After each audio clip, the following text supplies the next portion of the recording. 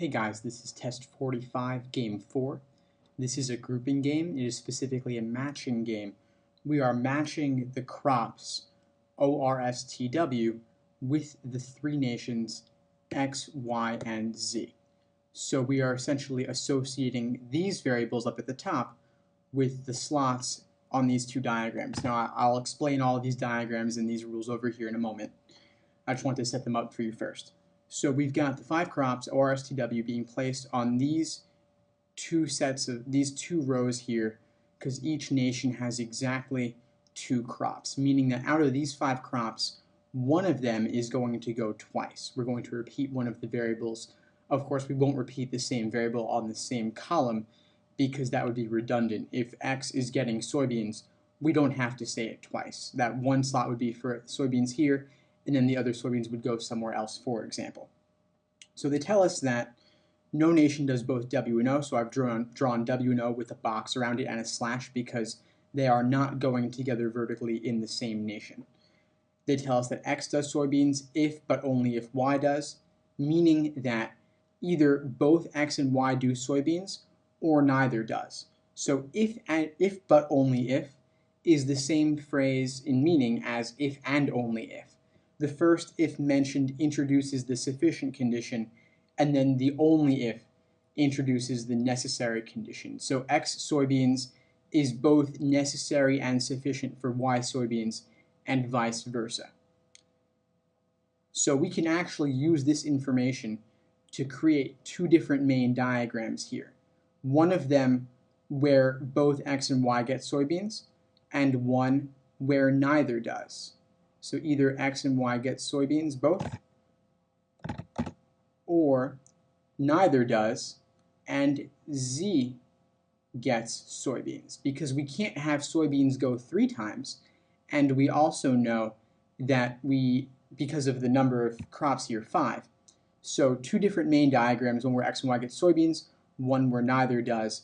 This also links in somewhat, but is redundant with the rule that Y and Z cannot do the same thing. So we're never going to have a scenario in which all 3 do soybeans, or a scenario where just Y and Z do soybeans, but X does not, due to the second rule here.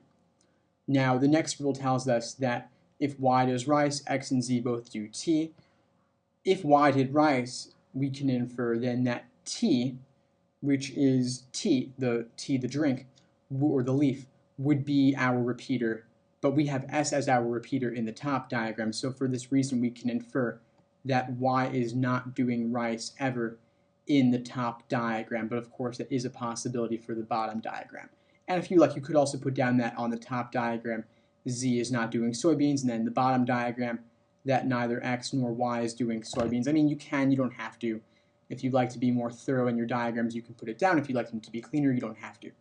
Anyway, this is our initial diagram for the game. Just remember our rule over here that Y and Z are not doing the same thing. This is the only rule we have not placed on our main diagrams, but we actually don't really need to think about it anymore now that we've remembered, on the top diagram anyway, that soybeans is our repeater there. So anyway, this is the initial setup. So number 18 is a general orientation question. You just want to take one rule at a time and apply that rule to all 5 choices looking for violations.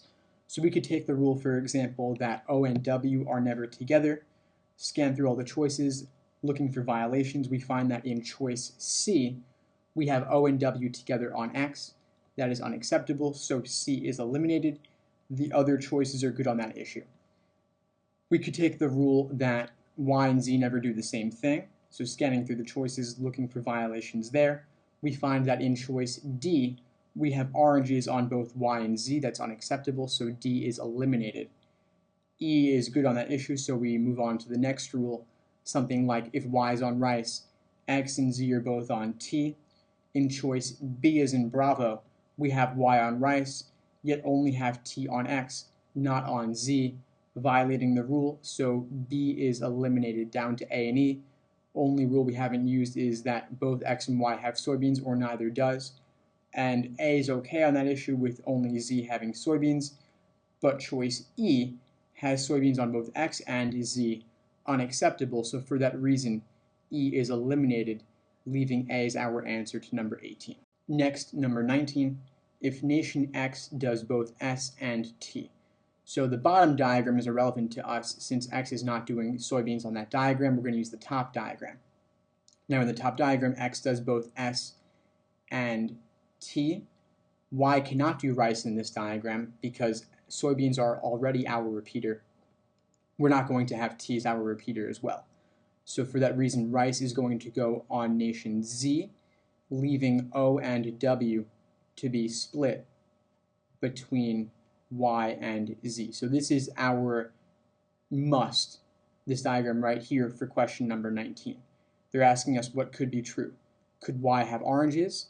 Yes, we have that right here in the middle, so A is our answer to 19. I will run through the rest though really quick. Y does rice. No, rice is on Z, so B is gone. Y does T. No, T is on X, so C is gone. Z is on soybeans. No, Z has soybeans. No, soybeans are on X and Y, not Z. D is gone, and then E, Z doing T. No, X is doing T, so E is gone, leaving A is our answer to number 19. Next, number 20, if Z does both T and W.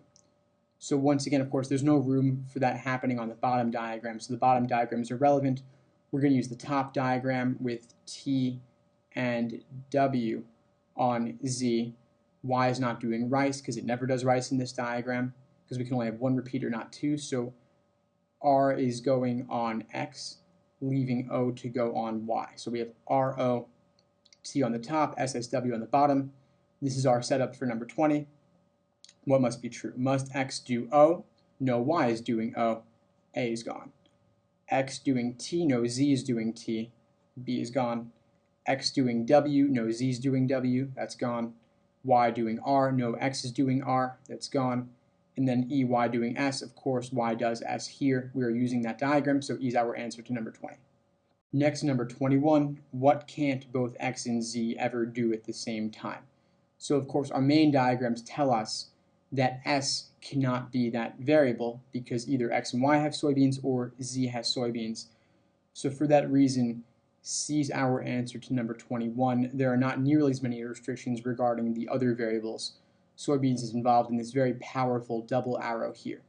And due to the 5 variables and 6 slots, we can only have one repeater, so we can never have X, Y, and Z all doing soybeans.